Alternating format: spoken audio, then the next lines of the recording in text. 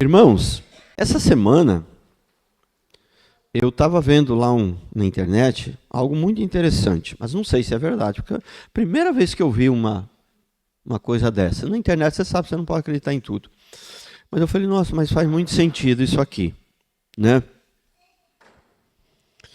Falando que as igrejas, que os crentes estão debandeando das igrejas grandes para igrejas pequenas, né?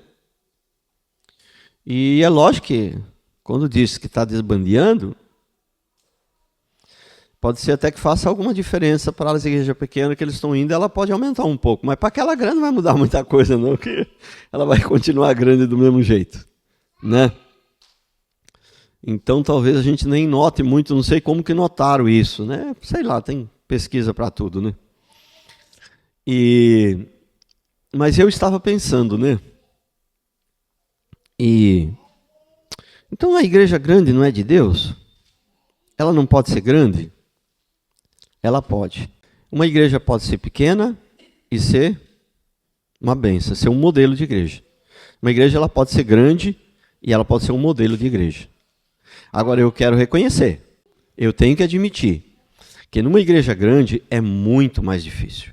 É muito, mas muito mais difícil. Muito mais, né? Porque explicar uma coisa para vocês. Numa igreja grande, são multidões, 1.000, 2.000, 10.000, entendeu? E as pessoas elas entram ali e ninguém se conhece, né? E a interação que tem ali, no máximo, é quando o pastor fala, olha para o lado, para o seu irmão e fala que ele é lindo. Se você tem Jesus no coração, você é tudo lindo. É verdade, não é mentira não, né? Todos são lindos, né? Então, veja bem, o que acontece? Qual que é um dos objetivos principais, né, de a gente estar aqui? Tudo bem, primeiro é adorar a Deus, já foi dito aqui e tal pelo Davi. Mas na nossa vida, é a transformação da nossa vida. Entendeu? O principal objetivo, né, de Deus não colocar os anjos para pregar o evangelho, colocar nós para pregar o evangelho, é que enquanto nós pregamos o evangelho, a nossa vida vai sendo transformada. Entendeu? Porque o que acontece? Por exemplo, um líder de PG, você entendeu? Se ele fala um pouquinho bruscamente, o irmãozinho vai embora, daqui a pouquinho o outro vai embora, ele fica sem ninguém, ele vai ser obrigado a mudar. E o irmãozinho que vai no PG? Ele não gostou muito desse PG aqui, ele ficou meio insatisfeito, o cara falou um negócio que ele não gostou, ele vai para outro PG. Depois ele sai daquele, ele vai para o outro. Aí tem alguns que aí saem da igreja, mas tem alguns que cai a ficha, ele fala, não, peraí. Acho que quem tem que mudar sou eu, né? Todo PG está errado, né? Tem que mudar. Então tem alguns que caem a ficha, tem uns que não caem a ficha, eles vão embora, né? Então o que acontece? Numa igreja menor, não tem como as pessoas não serem, né, transformadas, não serem tratadas. Ou ela é transformada ou ela sai. Não tem como, né? Porque as coisas elas acontecem de um jeito que não tem como, né? Eu vejo, por exemplo, que tem hora que os irmãos eles me põem numa situação que eu simplesmente não tenho a opção de sair de boa. Eu fico mal com esse, eu fico mal com aquele, né? Eu não tenho a opção, né? E numa igreja grande, o pastor ele tem a opção de não tratar com ninguém e deixar todo mundo à vontade, fazer o que quer. Na pequena não, a gente tem muita comunhão. A gente tem muito, a gente convive muito, a gente está muito junto, a gente tem, entendeu? Não tem jeito, né? Não tem jeito, né? Tem hora que o irmão pede uma coisa, o outro pede uma coisa contrária. E eu não tenho a opção de não ficar bravo com nenhum. Um vai ficar bravo comigo e nós vamos ter que conversar, né? Então, numa igreja pequena, as pessoas crescem, porque a hora que você cresce, a hora que você está ouvindo a palavra, você está adquirindo conhecimento para a hora da crise, como é que você vai agir na hora da crise. É na hora da crise, é na hora da luta, na hora da dificuldade, é na hora do problema, é ali que você vai crescer. Não é na hora que você ouve a palavra. A hora que você ouve a palavra é importante, porque na hora da crise, na hora da coisa, se você não tiver a palavra no seu coração, você não vai crescer, você vai, né? Você vai fugir, você vai correr da crise, né? Entendeu? Então, eu creio assim que né, a maioria dessas igrejas grandes, as pessoas elas não crescem, elas não são tratadas, mas isso não significa porque igreja grande não presta, não é ruim, não é de Deus. Não. A igreja de Moisés, ela era grande. Certo? Tinha 1 milhão de pessoas. A igreja de Moisés.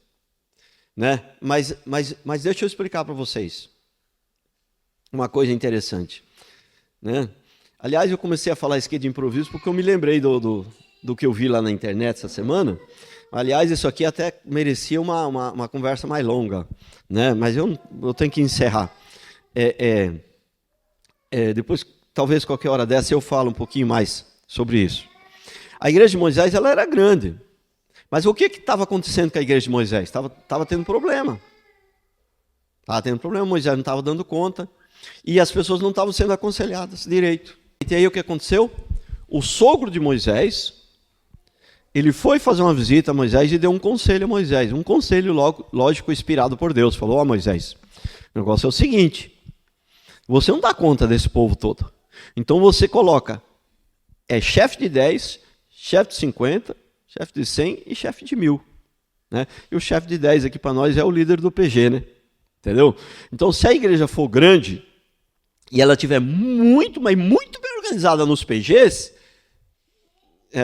aqui na igreja, na igreja tiver 10 mil pessoas, o cara chega aqui, é aquela multidão, ninguém conhece ninguém. Mas lá no PG, tem um líder lá que toma conta e lá ela vai ser treinada. Entendeu? Então, a igreja grande é de Deus também. Só que é mais difícil de organizar, é mais difícil, é complicado. Entendeu? Porque eu vejo que as igrejas grandes aí, se não foram todas, não conheço todas, obviamente, estou dono da verdade para falar de todas, mas a grande maioria aí, você está na televisão, você vê que isso aí não tem tratamento nenhum, ninguém se conhece, vai aquela multidão. E aí não tem objetivo nenhum, porque qual que é o principal objetivo que nós vimos na igreja? Adorar a Deus em primeiro lugar, tal. Mas isso para nós, para a sua vida. Para a sua vida é transformação de vida. Deus quer te levar de volta, quer me levar de volta à imagem e semelhança dele. Ele nos fez a imagem e semelhança dele. Com o pecado, essa imagem foi danificada. Ele quer nos levar de volta. E como que nós vamos levar de volta? É o que a Bíblia insistentemente fala. Tem que perdoar, tem que isso, tem que aquilo, tem que mudar. Né? Tem que pensar nos outros. Não posso viver num grupo, uma comunidade e só pensar em mim. Tem que pensar nos outros também. Né? Então, é isso que nos treina, é isso que nos faz crescer. É isso que nos torna cristãos como os de Antioquia, que é onde as pessoas vão olhar e vão falar. Mas você aí, mas peraí, vocês são cristãos? Vocês se parecem com Cristo? Entendeu? Os cristãos de Antioquia, eles não foram chamados de cristão porque eles se denominaram, olha que nós somos cristãos, vamos botar uma plaquinha aqui. Não, as pessoas olhavam para eles, as pessoas do mundo, as pessoas olhavam para ele e falavam, não, eles são cristãos, eles se parecem com Cristo, eles andam como Cristo, eles falam como Cristo, né? Eles se humilham como Cristo, eles perdoam como Cristo. É isso que eles viram. Né? Esse é o verdadeiro cristão. Né? Você pode ir na igreja de manhã, de tarde, de noite, segunda, sexta, sábado, domingo. Se a gente estiver caminhando para ser parecido com Cristo, isso não é cristianismo. Né? Isso não é cristianismo. Eu participei de 4, essa é a minha 4ª igreja a resgatar. Né? Porque a primeira foi o que eu me batizei. A segunda foi a que eu mesmo abri, né? Lá em Batuba. A terceira foi a que a gente ficou 15 anos e a 4ª é aqui a coisa, né? Só que como antigamente eu tinha costume de pregar muito fora, então eu conheço bastante igrejas, né? Que o pastor Rodrigo ele prega fora, mas o pastor Rodrigo quem chama ele já são pessoas, já são igrejas que têm a mesma visão, a mesma coisa. Eu não, o pessoal chamava tudo quanto era tipo de igreja, né? Povo que, né, tem igreja que elas chamam todo mundo, né, sem conhecer, sem saber de nada, né? Então, é bastante assim. Então, a gente conhece um pouquinho essas outras igrejas. Mas não é o fato de ser grande ou de ser pequena. Foi, graças a Deus, foi tão bom eu conhecer todas essas igrejas, isso me trouxe experiência. Porque eu aprendi, eu vivi na prática o que é certo e o que é errado, o que é ser uma igreja correta, o que é... Esse aqui foi a minha faculdade, né? foi a minha faculdade, foi o meu curso de teologia, foi ter, né, pregado em outras igrejas, ter conhecido, né, várias denominações e tal e tal. Isso foi a minha faculdade, isso me trouxe muita experiência.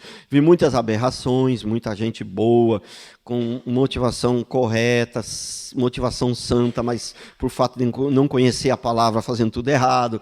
Vi de tudo nesse mundo, né? Vi de tudo. Então,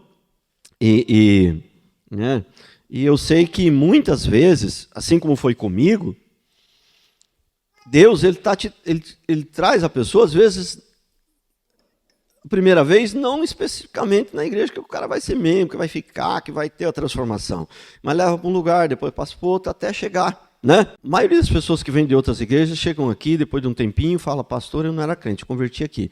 Mas a Ellen não é porque ela falou, é porque eu sei. Tem gente que não tem como você negar, esse cara é crente, eu já vi, ele é crente. Você sabe que a pessoa é crente. Quando tem muitos sinais de alguém que é convertido, não tem jeito, é crente. Né? Ela converteu lá. Entendeu? Quer dizer, é aquilo que eu falo sempre, né? Se um dia a pessoa ouviu uma palavra em algum lugar e aquela palavra entrou e ficou guardada lá, um dia você ouviu uma palavra, aquela palavra ficou lá guardada, esqueceu, está lá. Né? Então, irmão, vou falar um negócio para você. Se Deus te encontrar, não interessa o lugar que você está. Muitas vezes é o que isso acontece. Eu vejo hoje muitas, né? Isso é um fato, isso aqui é verdade, que faz tempo que é bastante informação sobre isso. Que de uns 10 anos para cá, mas muita gente, né? As igrejas reformadas estão crescendo bastante, né? Crescendo bastante, dobrou, triplicou. Mas como ela era muito minúscula, dobrar ainda é muito pouca gente, entendeu? Mas triplicou, de uns 10 anos para cá. E a grande maioria não é gente que converte, é pessoas que estão saindo das igrejas pentecostais, estão vendo que tem muita aberração lá e estão saindo. Né? Então, né? Então, acho que Deus é Deus, Ele sabe o que faz, Ele... Né? O fato de as pessoas estarem no lugar errado e converter ali não significa que faz daquele lugar um lugar bom. Né? Converteu apesar de. Né? Mas enfim, vamos lá. Vamos para a palavra de hoje. Eu estou iniciando uma série sobre a lei, a graça e as obras. E, né, as primeiras palavras serão mais sobre a lei. Depois vai vir a graça e as obras. E a lei do Senhor, né? A lei do Senhor, daqui a pouco eu vou ler, existe um resumo da lei que é os 10 mandamentos, né?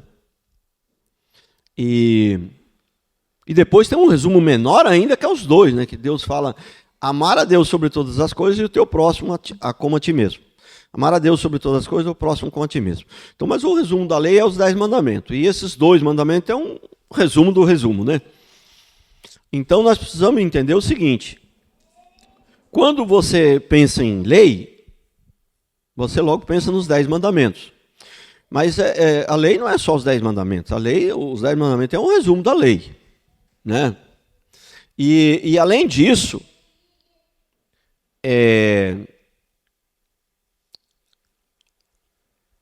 além de ser um resumo da lei, ali Moisés lhe dá a lei, mas ele não explica a lei. Né? Ele não explica. Então, o restante da Bíblia, e principalmente Jesus, mas o restante da Bíblia, o Velho Testamento também, mas principalmente o Novo Testamento, ele explica a lei. Né? O que eu estou querendo dizer com isso? Que ele dá a lei, mas não explica. Lá está escrito, não matarás. Mas ele não explica o que é não matar. Né? Por exemplo, ali, uma explicação do que é não matar, né? Ali seria não assassinar. Né?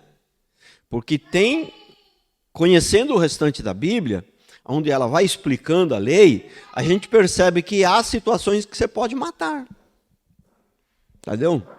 Está muito, mas muito claro na Bíblia. Tem alguns textos na Bíblia, mas tem um que é bem claro. Se o ladrão entrar na sua casa de noite, Se você matar ele, você não fica sem culpa. Entendeu? Então, o que ele quis dizer de noite? Que a gente sempre leva o negócio para literal, né? Quer dizer, com intenção de roubar. De noite é de surpresa, te pegar de surpresa, intenção de roubar, né? Com intenção de assassinar. Ele foi para algo, né? É lógico que se ele entrar na sua casa de dia também, né? Pode ser que a intenção seja roubar, mas ainda cabe algum recurso, né? Mas de noite, para entrar na sua casa de noite, o ladrão não tem recurso, né? Então você pode.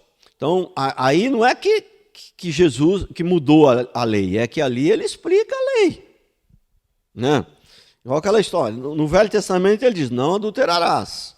Mas Jesus aí fala, não, eu porém vos digo, né? Se olhar com intenção impura, já adulterou.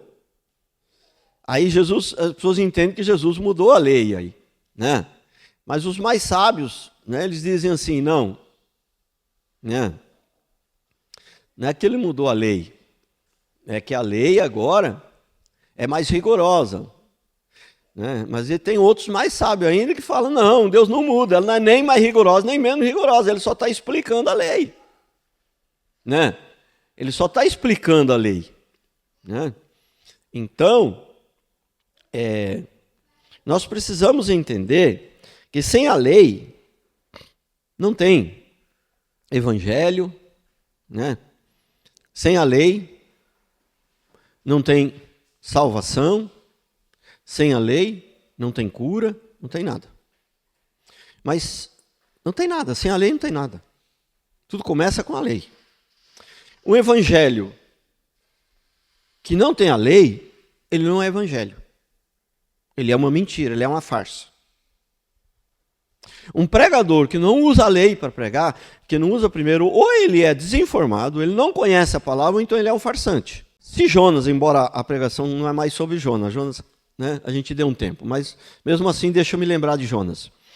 Se Jonas chegasse em Nínive, e saísse em Nínive falando, ó, Jesus te ama, Jesus te ama, Jesus te ama, converteria alguém? Não. Não. Mas ele chegou em Nínive e falou, ó, vocês são pecadores, entendeu? E se vocês não se arrepender dos seus pecados, em, parece que 40 dias, não me lembro muito, sou bom de números, 40 dias Nínive será destruída, né? E aí o que aconteceu? Mas se vocês se arrependerem, Deus vai ter misericórdia de vocês. Pronto. Aconteceu? O povo se arrependeu dos seus pecados. Mas se ele saísse falando Jesus te ama, ele seria um farsante. Entendeu? Mas não é verdade que Jesus ama? Não sei. Nem sempre. Né? Esses dias a mulher passou por mim, uma jovem senhora, passou por mim e falou, ah, Jesus te ama. Eu acho que você acertou. Não falei para ela, lógico que ela já tinha passado, inclusive. Eu acho que você acertou, eu creio que Jesus me ama mesmo, porque eu sou crente. Mas se eu não fosse crente, mas fosse alguém escolhido de Deus para me converter, também Jesus ama também. Mas aquele ímpio, que é filho do diabo, que não vai se arrepender, que vai para o inferno, que é filho do diabo, Jesus ama ele? Não. Não. Não. Jesus não ama ele, não. Não. Jesus não ama ele, não. Essa é a maior mentira do diabo. Né? Isso aí é a maior mentira do diabo. Mas eu vou dar uma ilustração aqui, porque eu não posso deixar de dar essa ilustração, embora eu já tenha falado sobre isso algumas vezes aqui. Se nós vamos falar sobre a lei, vamos dar uma introdução aqui sobre a lei, eu não posso deixar de dar essa ilustração. O que nós precisamos entender é o seguinte. Vamos pensar num médico. Vamos pensar num paciente, num doente. Entendeu? Nós temos ali 3 coisas, quando você vai no médico, que são fundamentais ali. Temos um doente. Precisamos de um diagnóstico. E precisamos de um remédio para a cura. Sem essas 3 coisas, não faz sentido alguém ir para o médico. Né? Não faz sentido. Se alguém vai para o médico, tem que ter uma doença. É porque tem uma doença. Mas, se ele tem uma doença, tem que ter um diagnóstico. Se tem um diagnóstico, tem que ter um remédio, né? E a doença é o pecado, né? E o diagnóstico é a lei. E a cura é a graça de Deus, é a cruz de Cristo. O remédio é a cruz de Cristo. Então você prestou atenção que não é possível que um doente, né? Não é possível que um doente vá para o hospital e queira sair de lá curado sem um diagnóstico. Pode até acontecer, mas seria um milagre muito grande, seria uma coisa. Mas né? Mas no sentido espiritual, não sei se isso é possível, sem a lei. Acho que não. Porque a única maneira de converter é pela palavra, é pela lei. É conhecer que é pecador. Entendeu? Porque uma conversão que converteu sem reconhecer que é pecador e se arrepender dos seus pecados, ela não é uma conversão a Cristo.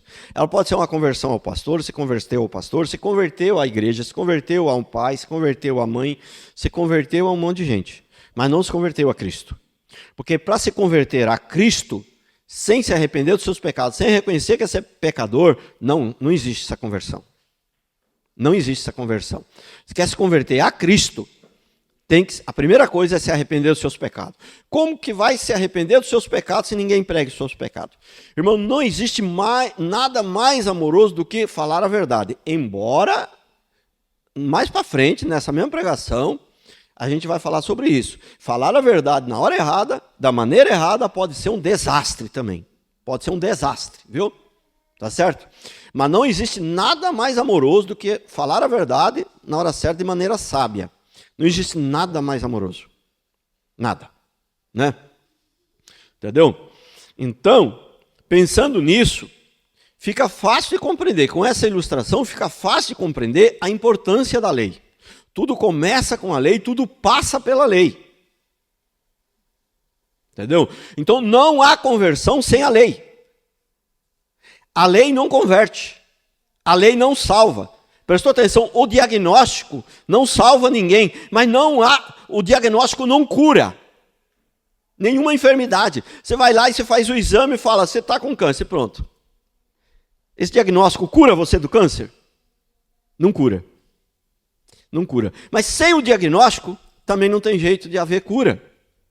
Entendeu? Então, não tem jeito de haver conversão sem passar pela lei. Sem ouvir que você é pecador e que você precisa se arrepender dos seus pecados. E o mais interessante é que você não é assim mais ou menos pecador. Precisa dar aquela de Miguel. Não, você é pecador na sua plenitude. Na sua plenitude, você morreu. Você pecou tanto que morreu. Entendeu? Seus antepassados pecaram tanto que já nasceu morto. Você já nasceu morto, mas como nasce morto? Porque você nasceu fisicamente, mas morto espiritualmente. Entendeu? Foi o que fez Nicodemos, foi a ter com Jesus, e Jesus falou, você tem que nascer de novo, você está morto. Né? Eu tenho que entrar no ventre da minha mãe? Não. Fisicamente você não está morto, fisicamente você está vivinho aí, mas espiritualmente você está morto, você tem que morrer e nascer de novo. Tem que morrer para as suas vontades, para os seus desejos, para as suas paixões, pelos seus costumes, pelos seus hábitos. A transformação da nossa vida, ela se você for um cara mesmo, dedicado, bacana mesmo, nota 10 mesmo, dedicado, da sua vida, você vai conseguir transformar a sua vida, talvez. Seria muito exagero eu falar que você vai conseguir 50%. Entendeu? O cara mais maduro da face da terra, ele teria no mínimo mais 50% ainda para ser transformado ainda, entendeu? Achar que só porque o cara tem muito tempo na igreja, porque ele é pastor, porque ele carregava a irmãzinha no colo lá para fazer fisioterapia, achar que ele vai ser perfeito, que ele não vai errar. Não, isso aí não existe. Né? Isso aí não existe. Né? Então eu costumo dizer o seguinte, quando eu olho para trás, eu fico espantado. Eu fico espantado, mas a palavra é essa mesmo, espantado, com a transformação que houve na minha vida. Eu fico espantado quando eu olho para trás. Entendeu? Porque há 20 anos atrás, Era muito diferente. Há 10 eu era muito diferente. Há 5 anos atrás era muito diferente de hoje. Entendeu? Fico espantado com a transformação. Quando eu olho para trás, eu fico, eu falo, nossa, isso é maravilhoso. Isso não é coisa de homem, isso é coisa de Deus. Homem não faz isso. Isso é coisa de Deus. Agora, quando eu olho para frente, eu fico muito mais espantado com tanta coisa que ainda tem para mudar. Fico muito mais espantado. Então não se iluda, não se engane. Transformação de vida não significa que você vai chegar muito perto da perfeição, não se iluda não, entendeu? Mas é esse que é o segredo.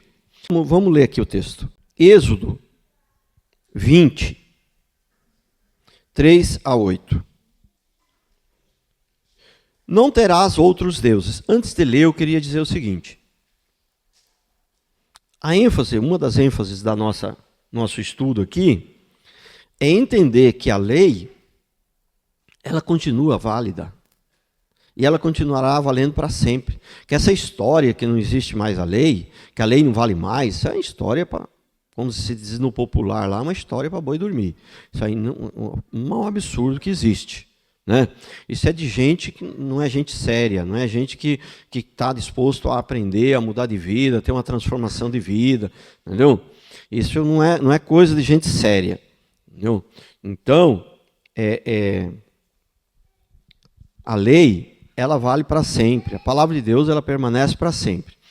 O que não vale mais é aquela questão das leis cerimoniais, daquelas coisas que eram específicas para os judeus, que eram específicas para o templo. Mas aí nós não podemos também dizer que mudou. Nós devemos dizer que aquela foi uma etapa do plano de salvação que se cumpriu. Entendeu? E ela não mudou. Os princípios, eles continuam o mesmo. A aplicação é que mudou. Entendeu? A aplicação é que mudou. Como que eu vou dizer para vocês? Por exemplo, a Páscoa é um exemplo bom. Entendeu? Nós celebramos a Páscoa? Não, nós celebramos a Santa Ceia, né? Então, a Santa Ceia é a Páscoa dos cristãos. Então, mudou? Não. A aplicação mudou, mas o princípio ele continua o mesmo. Por quê?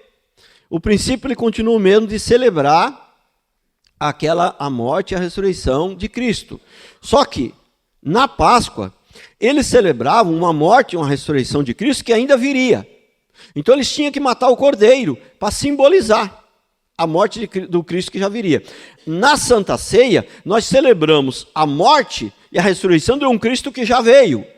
Você entendeu? Então, agora não precisa mais matar o cordeiro. Então, uma parte do plano de salvação de Deus se cumpriu. Então, mudou a aplicação, mas os princípios eles continuam sempre os mesmos. Deus não muda. Põe isso na sua cabeça, escreve um dia na testa, assim, e deixa lá. Brincadeira, viu, irmãos?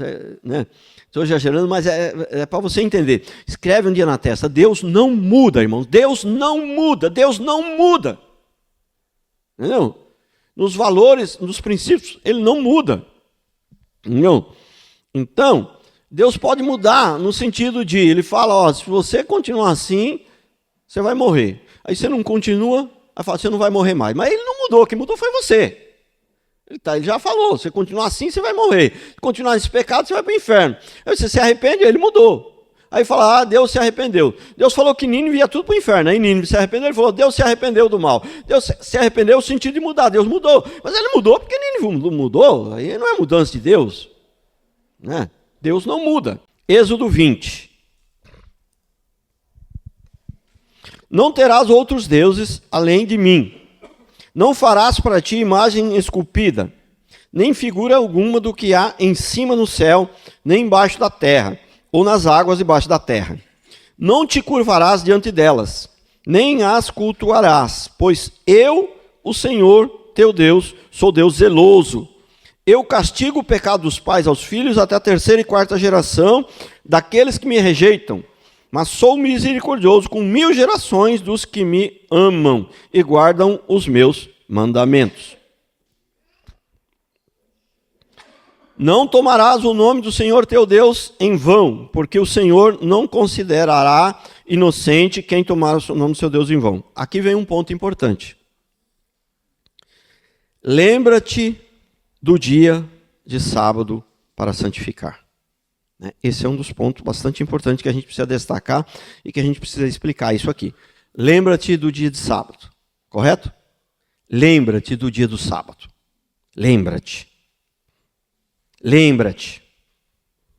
Continuando a leitura, Êxodo 20, 13 a 17. Não matarás, não adulterarás, não furtarás, não dirás falso testemunho contra o teu próximo. Não cobiçarás a casa do teu próximo, não cobiçarás a mulher do teu próximo, nem o seu servo, nem a sua serva, nem o seu boi, nem o seu jumento, nem alguma coisa do teu próximo. Nos 10 mandamentos só tem não. Não pode, não pode, não pode, não pode, não pode, não pode, não pode, não pode, não pode. Só tem não. Não, mas tem um lugar que não é não.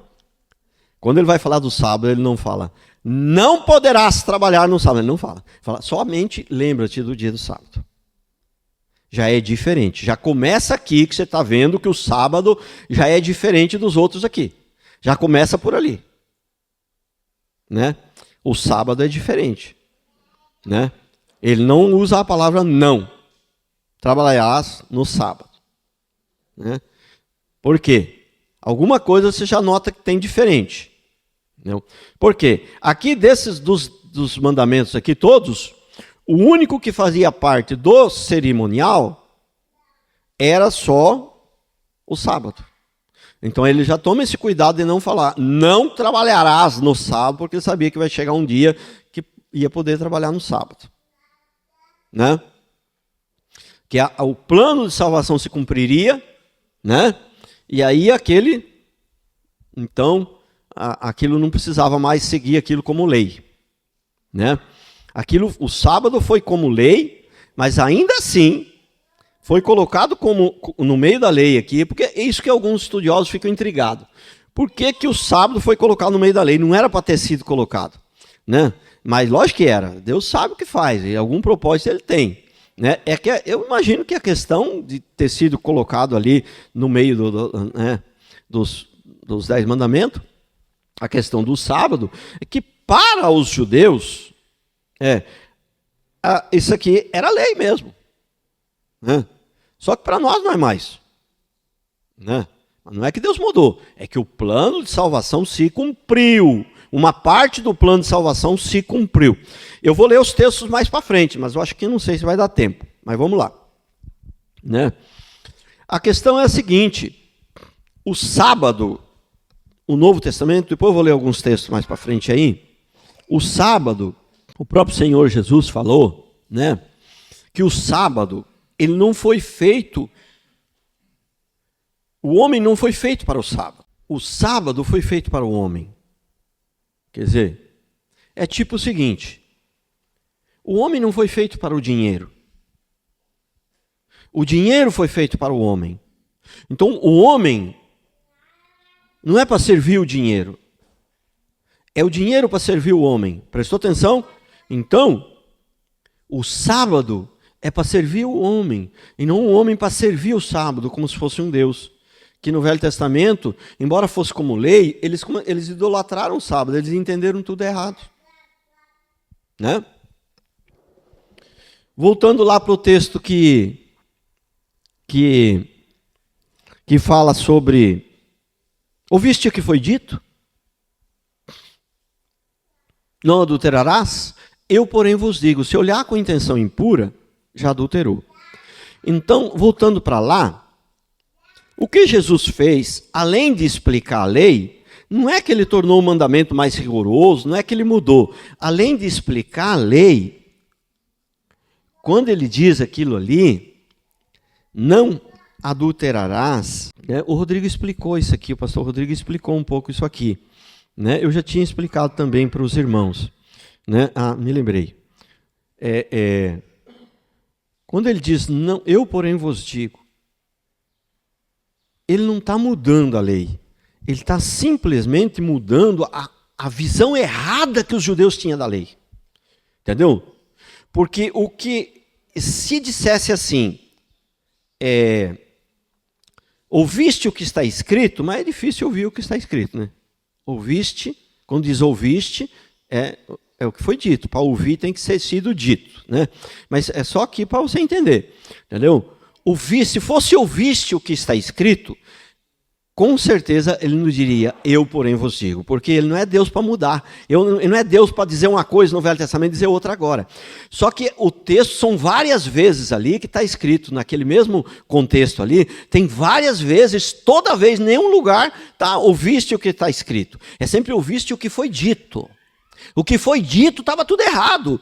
Os homens, fariseus, o pessoal do Velho Testamento, eles estavam dizendo tudo errado, eles interpretavam errado. Então o que ele estava fazendo não era mudar a lei, não era acrescentar aí, deixar a lei mais rigorosa, agora é só olhar. Não, o que ele estava fazendo é interpretar corretamente, porque eles tinham interpretado errado, eles estavam dizendo errado, eles estavam falando a lei, mas estavam falando de maneira errada. Tendo dito isso, se você está prestando atenção, você deve estar pensando, tem mais coisa para a gente aprender na face da terra do que eu imaginava.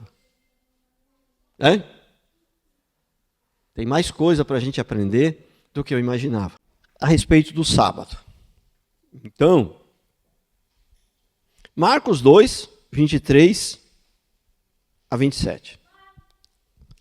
E aconteceu que Jesus passava pelos campos de cereais em dia de sábado.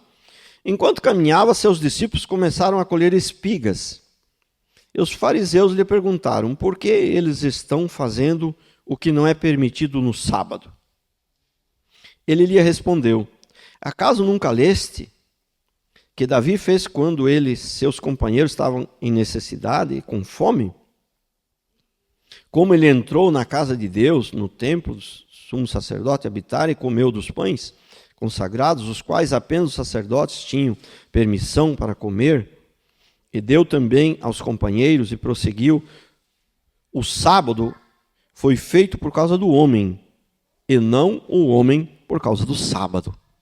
Entendeu? O sábado foi feito por causa do homem, porque o povo era escravo, né? Então eles tinham que ter um dia de descanso. Então Deus botou isso uma ordem para trazer um alívio, para ser um dia de descanso, e não para ser um peso, uma maldição, que eles tivessem que carregar mais um peso a mais, que aquele negócio de idolatrar o sábado. Eles também entenderam tudo errado. Entendeu? Então o homem, ele foi feito, não foi feito para o sábado. Né? O sábado foi feito por causa do homem, é para ser um alívio. Agora, o que acontece é o seguinte, e por que hoje então não tem mais essa questão do sábado? Porque ele era um cerimonial, isso aqui era para eles, o sábado era um dia do descanso, um dia para eles não trabalhar, para eles poderem ir no templo. Só que é o seguinte, isso aqui na igreja primitiva, como Jesus ressuscitou num domingo, para a igreja cristã, para os cristãos, o sábado, eu queria dizer uma coisa a vocês, se você ouvir uma palavra do Rodrigo lá, ele explica bem isso, mais detalhada. Nós guardamos o sábado. Sim, só que o nosso sábado é o domingo. É isso que a gente precisa entender. O domingo é dia, não que os outros dias você não possa, mas o dia especial para a gente cultuar o Senhor. Ninguém deveria faltar no culto domingo. O domingo é um dia, lógico, a gente sabe que tem gente que, por algum motivo, às vezes está impossibilitado, mas podendo, né?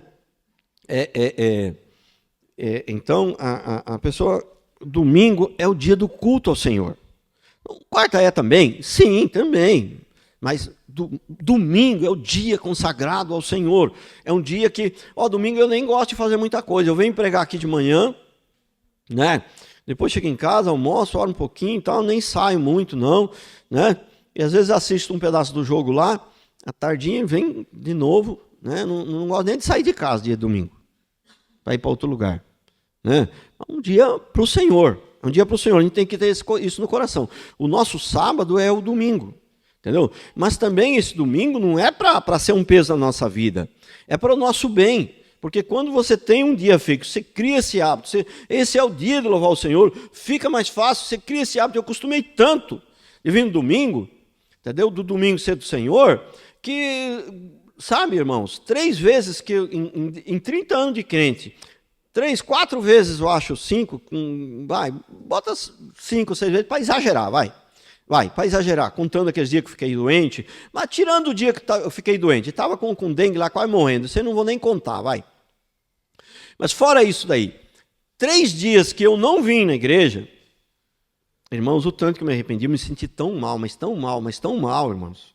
Porque você está tão acostumado, que o que acontece? Aquela dificuldade que tinha no começo, aquela luta que você tinha, agora é o contrário, agora a luta é para não ir, você não consegue não ir. Entendeu? Então é para o nosso bem, é para facilitar as coisas, para não ser aquele peso a vida inteira. Porque se você não consagra esse dia ao Senhor totalmente, eu sei que para alguns é meio impossível. Falei, pastor, eu estou uma luta danada para vir no culto de manhã aqui, que eu saio correndo, inclusive não está aqui hoje, não veio. Mas tem um casalzinho aqui que vem, e quando eu estou ameaçando dar paz do Senhor, ele já dá o tchauzinho ali, que ele sai correndo, que ele precisa sair, senão ele chega atrasado no trabalho. Entendeu? E como é que ele vai consagrar o Senhor? Irmão, eu sei que tem gente que não pode, mas ele precisa trabalhar depois. Mas se a gente pudesse, irmão, é consagrar totalmente esse dia ao Senhor. Ao Senhor, entendeu? Você pergunta, por exemplo, o Robertinho, por exemplo, é um cara que eu gosto muito de ir na casa dele, a gente às vezes joga um baralhinho lá, brinca lá, né? Alguma vez eu fui na sua casa brincar no domingo? Não, nunca. Domingo eu procuro consagrar o Senhor totalmente. É o nosso sábado. Mas ele não é para trazer peso, ele é para trazer, para facilitar as coisas. É isso que você precisa entender. É por isso que eu falo. Se a pessoa vem na igreja, né, e eu vou repetir, tem gente que às vezes não pode, mas se você pode vir e não faltar, e você de vez em quando dá uma faltadinha por meio que relaxo, aquilo traz um peso, na próxima vez já é difícil de vir, é sempre pesado para você, vai ser sempre pesado, né? Que tipo também, se um dia chegou alguém visitar na sua casa na hora do culto, aí você deixa de vir, e a semana que vem Deus, o capeta vai enviar mais um para te visitar na hora do culto. Irmãos, é sério isso, não é brincadeira, é sério, entendeu? Então, chega uma hora, sabe que, até porque os que te conhecem também já sabem que nesse dia, se for lá também, não vai adiantar, ele vai te largar sozinho, ele já nem vai, né? Ele já nem vai também nesse dia, entendeu? Né? Então,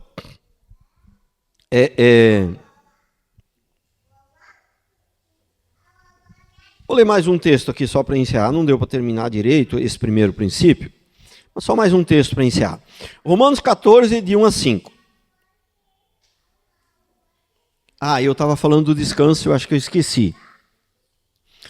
Irmãos, por que também que o princípio ele continua? Nós precisamos do descanso, né? O escravo ele precisa do descanso, mas o nosso descanso agora ele é Cristo, entendeu? Jesus morreu e o nosso descanso agora está nele. Não significa que você possa trabalhar todo dia. Não. O princípio de você descansar fisicamente ele continua. Você pode descansar um dia, entendeu?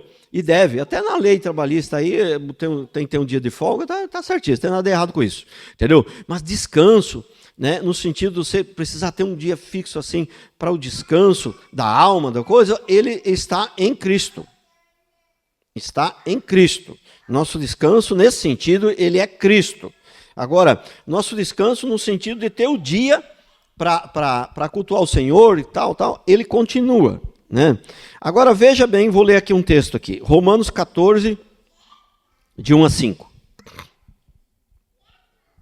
Acolhei o fraco na fé, mas não para debater opiniões. Quem fica debatendo muita opinião é fraco na fé. Já viu que a Bíblia não se discute? Quando vira para muito debate, eu tenho razão, você tem razão, sai fora. Sai fora, isso é para os fracos. Isso é para os fracos, né? Um crê que pode comer de tudo. E aqui está incluindo também, além do sábado, está incluindo aquele negócio que não podia comer isso, comer aquilo. Aquelas coisas de comer também, tudo era relacionado ao templo, ao sacrifício, entendeu? Pode comer carne? A carne sacrificada. Mas tinha carne sacrificada lá no templo, tinha carne que os caras sacrificavam fora do templo, então tinha uma coisa ali, pode comer, não pode comer. Né? Só que com a morte e a ressurreição de Cristo, acabou o templo, né? E o templo agora somos nós, e agora pode comer de tudo, entendeu? Um crê que pode comer de tudo, e outro que é fraco, prestou atenção? Olha, presta atenção nisso aqui, Um crê que pode comer de tudo, e o outro, que é fraco, come só verduras e legumes. Entendeu? Aí você fala, mas lá no jejum de Daniel, ele comeu só verdura e legume. Entendeu? É porque tinha iguarias lá que eram consagradas, e não é por causa de ser verdura, por causa de ser, é porque ele não queria, entendeu? Então, é a mesma coisa de eu ir, tipo, na Aparecida, entendeu? E falar, não quero comer aqui, mas eu não quero comer aqui, não é porque a carne é pecado, não é porque é consagrada a Maria, entendeu? Não é porque, entendeu? Então, ele queria comer os legumes, parece que o legume não tinha esse ritual lá, entendeu? Precisa entender isso. Quem come, não despreze o que não come. E quem não come, não julgue quem come, pois Deus os acolheu. Quem és tu que julgas, servo alheio? E para seu próprio Senhor, quem está de pé, ou cai, mas se estará firme, pois o Senhor é poderoso para lhe firmar. Em outras versões, quem está de pé, cuidado para que não caia. Uma pessoa considera um dia, aqui vem o dia do sábado, uma pessoa considera um dia mais importante do que o outro, mas outro julga iguais todos os dias, cada um esteja inteiramente convicto em sua mente. Amém? Tipo, não tem mais necessidade de guardar sábado, mas se quer guardar e fizer isso direitinho, e fizer por amor a Deus, tá bom. Não tem problema nenhum. Está se desgastando à toa, está tendo trabalho à toa, mas tudo bem. Né? Quem sabe Deus até vai receber lá. Né? Mas não tem necessidade. É tipo mais ou menos isso que está dizendo aqui. É mais ou menos isso. Então, é isso que nós precisamos entender. Vamos até aqui, tá bom. Até aqui tá bom. Né? Esse que é o problema, né? Nem o 1 eu não terminei. Você entendeu? Então, se na próxima pregação você não estiver aqui, já vai dificultar um pouco para você entender a sequência. Por isso também, por esse e por outros motivos, né, que a pessoa não deveria faltar quando é possível, né? A menos quando é impossível, né? Porque eu vou na próxima pregação, você vai perder uma parte, né? Tá certo? E é difícil mesmo, porque tem casos que a pessoa não consegue mesmo, não tem jeito, vai fazer o quê? Né? Vai fazer o quê? Ouve lá, né, Cecília? No grupo da igreja, né? No grupo da igreja, no canal da igreja lá, Resgatar, YouTube, Resgatar, fica a pregação inteira no áudio, né? Tem a pregação inteira no áudio lá. O dia que você não vem, você escuta no áudio lá. Vamos ficar de pé.